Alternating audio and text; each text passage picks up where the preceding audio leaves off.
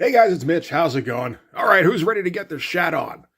That's right, we're looking at a William Shatner property today. This is Tek World #1. So, Billy Shatner, of course, everybody knows, built 98% of his career off of 3 years' worth of work back in the 60s as Captain James T. Kirk on Star Trek.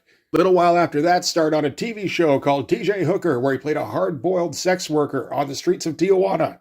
And while filming there, thought, wait a minute, you know what sounds better is hard-boiled detective. Why did I think of that first? And since he'd already made a name for himself playing a future man, he decided to make it a future hard-boiled detective. And thus, Tek War was born. Tek War was a series of novels that came out in the late 80s, which did all right, from what I understand. I think I actually had a copy of at least one of those. I couldn't tell you what it was like now. But the whole deal with the Tek War series of novels is that, yeah, he's a private detective who's addicted to the new drug on the streets called Tek, which is like chip-based VR stuff. And they made 3 or 4 of these novels. They did all right. That got parlayed into a series of TV movies and eventually a TV show. So, hey, did well enough. And at some point, somebody had the bright idea that this should also be a comic. I'm not sure whose idea that was. You know what? I would guess probably one of the editors over at Epic Comics, because this was published by Epic for some reason. I'm not even sure I would have guessed that Epic Comics was still around. This is a 1992 book. So let's take a look at how it went. We can start with the cover. That's, it's pretty generic. It kind of looks like William Shatner a little bit. I'm not sure if they have likeness rights on this. I would guess maybe not, or, well, I guess I would hope not, because if they have likeness rights, they didn't get a guy who could really make the guy actually look like Shatner. They got his hair right. That's about as close as they were able to get. So this is going to be penciled by, well, actually it's going to be both penciled and inked by Lee Sullivan. It's a name I'm not familiar with. Just kind of a house style guy, really. He's doing both the art duties by himself, so that's something. And he's going to be taking care of both those duties, on a monthly schedule. This isn't meant to be bi-monthly or anything.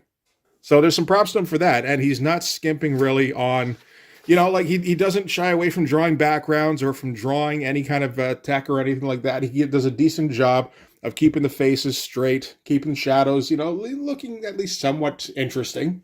It's not a particularly cool looking comic, though. I don't think anybody, thought it was going to be. And that is kind of one question. I'm not sure exactly who this is intended for.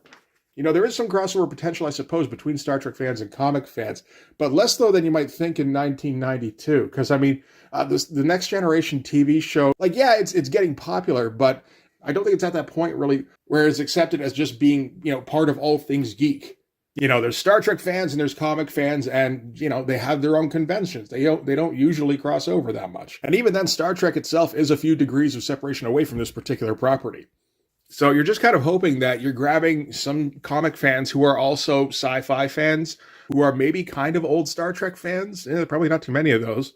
Like that Venn diagram, I don't know how many places that crosses over. Like you're hoping to go after comic fans who are also sci-fi fans. And there's definitely fans who enjoy both. But Tek War is such a small corner of sci-fi that you need a pretty strong hook, I think, that it kind of needs to be able to stand on its own without the Shatner association in order to make it in comics anyway. And I don't think there's enough to this for that. So the writer on this is going to be Ron Goulart. He's the guy who would also write the novels, or at least partially write or oversee the novels. We're not sure exactly how much Ron Goulart wrote versus how much William Shatner wrote. Probably more Goulart than Shatner. So Goulart writing this is a little bit of a problem because, he is, as I said, he is the writer for the books, and he is an experienced sci-fi writer. These are good things, and it means he's familiar with the property. He knows it backwards and forwards. That doesn't mean he's good at writing comics, though. And the first 12 issues of this series are actually just going to be the first novel translated into comic book form, which has its own problems because the novel is going to be paced the way that you would pace a novel, where, you can go with a longer build-up because, once somebody buys or picks up the novel, you've got them for a reasonable amount of time before they just get frustrated and put the novel down. 50 pages easy you can do without necessarily having an exciting scene. I don't know that you can do that with comics, really. You better be able to make it pretty goddamn interesting without having an exciting scene if you're still going to be doing lead-up for 2.5 issues. So we can start things off here. We're starting at the orbiting penal colony known as the Freezer, which is a place where they keep prisoners in cryogenic sleep. And hey, that's a decent starting shot of like an orbiting space station kind of thing. A little bit inventive in terms of the design. The spaceship here, not so much. It just, it just kind of looks like a little bit like a plane. But that looks a little bit like a less tech-heavy version of like a Star Trek space station.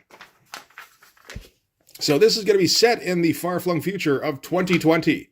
I will say, although this future does seem to suck in some regards, you got people addicted to VR drugs and shit, it does seem better than the 2020 we did actually get. So some guy here is visiting the GLA spaceport. I guess GLA is like General Los Angeles area, that kind of thing. Greater Los Angeles. And he's going to take a shuttle up to the prison facility because he's on his way to go and release the Shatner stand-in from the remainder of his term. Shatner stand-in in this is called Jack Cardigan. So the robot guy here, his name is Winger, and we spend 2 pages with him getting his ticket and shooting the shit with the person selling him his ticket, then getting on the shuttle, shooting the shit with the person in the seat next to him, in which he doesn't really say much of anything of consequence, other than, kind of confirming that the prisoners are, in fact, in suspended animation. It's fine to put off, introducing us to the main character. Again, as long as you fill the space in between with stuff that is interesting, and they didn't really do that. But then again, this is the stuff that happens in the book, right? So it's like, okay, how much did they cut out from what was going on in the book? It feels like not a ton, at least not to start with. Okay, gets up to the prison facility. Yeah, no, it feels like we could have just cut immediately from this to this with just like a short line of explanation in between. But fine, whatever. He's talking to the attendants at the prison facility.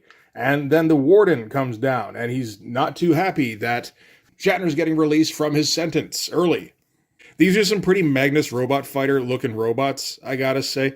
Again, this is, thinking about how far in the future this is meant to be, this is supposed to be 30 years from when, the comic itself came out. Like, Back to the Future 2 got a little bit silly with the predicting the future stuff. This gets, crazy. We're just gonna have the greatest advancements over the next 30 years, you guys. Meanwhile, the biggest inventions we've been able to come up with are that we've eliminated the fun parts of shopping and we've increased the ways that you can watch TV. So again, the warden's going to keep going. He's pissed off that Winger is here. And Winger just kind of says, tough shit, I'm here. And he throws him out of the way, hover chair and all. Given that this is 1989, this is not a very politically correct robot. Gets up to the detention block. And yeah, the Magnus robot fighter looking robot retrieves Cardigan's cell, I suppose. So we're still, how many pages is this? This is 5 drawn pages. And we still haven't really started any kind of story yet. Here we go. Again, why couldn't we have started here, really?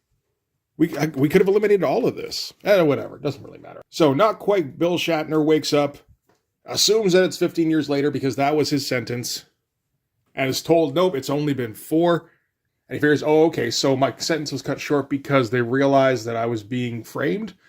Winger says, nope, you've been granted special parole. And it's like, oh, so somebody intervened on my behalf. Who was that? And Winger's like, I don't know anything about that. It's like, okay, so we're going to drip feed us some information here.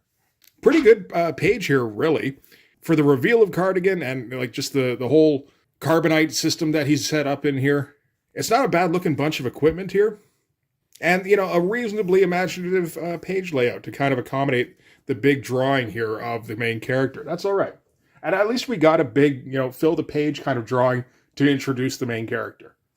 And now we're going to get another one to introduce the main character in pants. So Cardigan gets his laser gun back as part of his parole, and trying to walk him back to Winger's shuttle, although he's very wobbly because he's still got the cryo sickness or whatever. And Winger's a bit of a dick about it, so we're going to get our close-up on Cardigan as he threatens to shoot Winger in a panel that I remember being advertised. I'm pretty sure I remember seeing this in Wizard when they were trying to sell this book somehow. It's like one of the few marketable images in this comic, I feel like.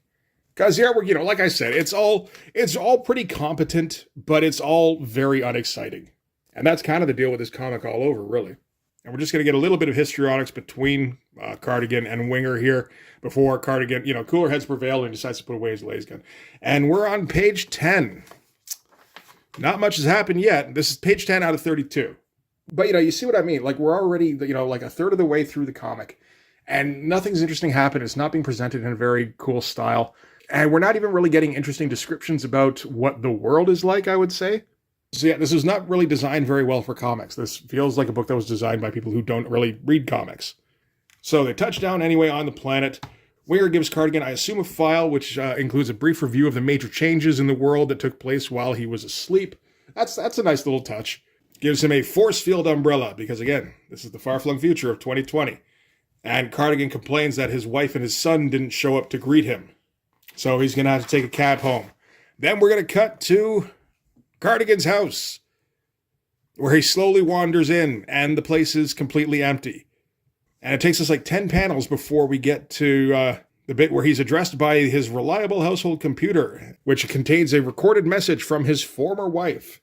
Again, everything looks fine. Everything is drawn out. You know, like I said, we got to give the guy, the Lee guy, what's his name? Lee Sullivan. Like a well done for drawing out all the backgrounds in here. He's not really taking any pages off. I appreciate that. So we get like a hollow image here of Cardigan's wife saying that apparently she stuck around 2 years before deciding that that was long enough and leaving. She's taken their son and she's moved down to Mexico. So it wasn't really in it for the long haul, I guess. Later on, Cardigan is on like a view screen with one of his old contacts. This one is named Newsboy. And he's the only contact apparently that he still has that hasn't died in the 4 years since Cardigan was sentenced. So he's just asking him to keep an eye out in Mexico and report back to Cardigan anything that he hears about Cardigan's wife and son. So now he's in the big empty house and he decides to check under the bed where his tech stash used to be. What do you know? It's all still there. And he kind of spreads it out on the bed and then goes, no, I'm not going to use that. Definitely not. Didn't take long, but, hey, he held off at least the first time. And as soon as he says, no, I'm definitely not taking it, that's when he hears his wife calling his name. And she's like, no, I changed my mind. I realized the divorce was a terrible mistake. This is where I belong with you. And everything is so good. He's so happy to see. Look how happy he is. William Shatner couldn't portray that kind of happiness. And then his son runs up and he's like, oh, it's good to see his son. But you know what? You look like you're still 11. You should look like you're like 15 now. And he's like, oh, don't I? And then he immediately turns into 15. And he's like, okay, is that better? Yeah, that's way better, son. And then somebody interrupts, and we realize that he's had the tech thing on his face this whole time. And this is all just VR stuff that he's been, he's immediately gone back to using it. And, that's actually kind of interesting. That's probably the most interesting thing in this comic, is how, all of a sudden everything brightens up. Like, you saw how just dark and moody and, again, hard-boiled everything was before. And then it all turns to, pinks and, pastel colors. And just everything's the best ever. They kind of stop using shading tricks, a little bit here and here, but for the most part, it's all flat colors. And then snap back to reality. They could have done a bit more to make the snap back to reality look a bit more just grungy. But at least, they're kind of back to just brown walls. Probably is less happy than pink. So this is his old partner, Sid, and Sid's come to offer him a job. He was Cardigan's partner back when they were both on the force. And it turns out that when Cardigan got sentenced, Sid fought to try and get him released or get his sentence overturned or something. And that eventually got him kicked off the force. So now he's acting as a private detective. So he's been influencing his employer, the Cosmos Detective Agency, to leverage whatever political weight they have to get Cardigan's sentence shortened. And that was eventually what they were able to do. So going forward, Cardigan is going to be working with Sid again. They're back to being partners. And he's got a job lined up for him immediately. So we're going to get a little bit of the details now. First off, he's saying how you wouldn't mind working with an old friend of yours, and brings up a photo of, I assume, one of his old friends. This is Warbride, who's apparently a rebel leader now. I don't think she was when Cardigan's prison sentence began. So I assume she'll be appearing later in the series. I assume also that she's meant to be kind of an extreme sort of character, because remember, this is 1992. This is not a very 1992 sort of comic. I don't know if this is meant to be a little bit of a concession. I assume Warbride is in the novels. So I don't know, maybe not. But I mean, by 92, Marvel knew pretty well what sold, and none of this is it. It might not have been the worst idea to kind of alter the story a little bit and drop in an extreme type character, although it doesn't help too much if you don't feature them on the cover, but you can feature them on future covers. All right, so now he's going to tell him a little bit more about this job that he wants his help with. So he's not going to tell him very much, though, because all the details are super vague. So first of all, we've got Dr. Leon Kittredge, who may or may not look a little bit like Leonard Nimoy. I'm not for sure. Well-known electronics expert. Worked in industry, taught at colleges. Then there's his daughter Beth. So that's all the information we get about Dr. Kittredge. So daughter Beth, also an electronics whiz, and she's pretty, although she's a bit too slim for Sid. Maybe she's more Cardigan's type. That seems like he might be that kind of hardboiled detective. So apparently they were in a shuttle of some sort, while they were over the Great Forest, which used to be part of the worldwide project to control the greenhouse effect.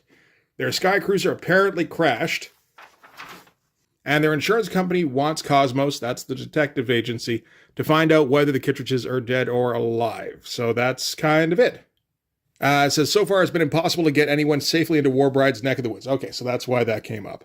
So he drops, Jake off. Did I say his name was Jake earlier or Jack? I think I said Jack. And then he picks him up again the next morning. All right, I guess we didn't have to sit in Cardigan's apartment and watch him struggle with whether or not to use Tek again. I think we can probably just assume that's how most nights go at his place. So, Sid picks him up. They're going to go meet Dr. Hilda Dannenberg. She used to be a colleague of the missing Dr. Kittredge and a very close chum.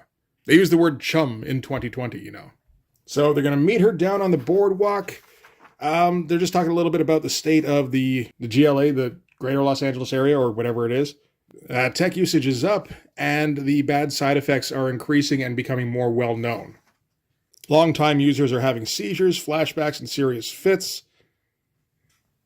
So just kind of stuff to look out for later in the comic, I suppose. So this is stuff that they can address when they stop adapting that first book. So they're going down to meet, that doctor lady.